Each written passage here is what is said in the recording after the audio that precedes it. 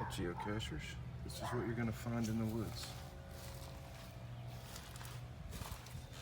Padlock, of course.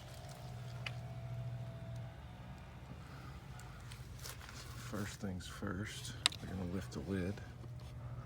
So BB was here. Little geocaching thing here that just says don't pry, and if you need hints, QR codes are provided but are not needed for the purist. First hint QR code. But the idea is this door opens up. Take your big fingers, get the tool, which is on the retractable. Okay. I'm going to skip to the chase. Go ahead and put the tool back. Won't need it much longer. Now that I've opened that up, hint, reCAPTCHA. Of course, that'll be mixed up. They'll have to solve that to get the first number, which is 5. To take that off, there's the lens for the light. The idea is, if they need to, they get the QR code, but it basically tells them, hey, the front's false.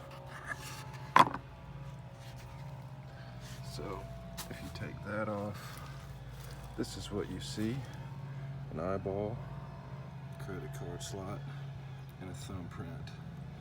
The eyeball, when you look through and shine a light in up underneath that, gives them some numbers and a tonal with some cool graphics. The thumbprint, they're going to push up, which is magnetized, has a number on it. Whoops, just dropped it. So the next thing they'll do is insert said credit card.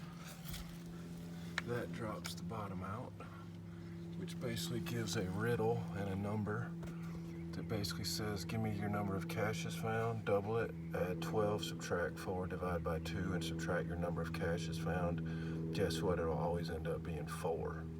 So they got 5 numbers.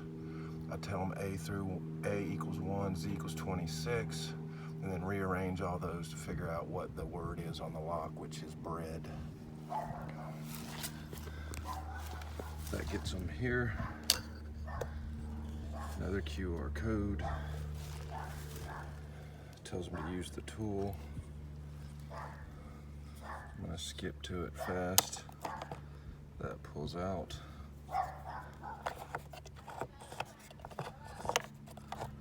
To a cache,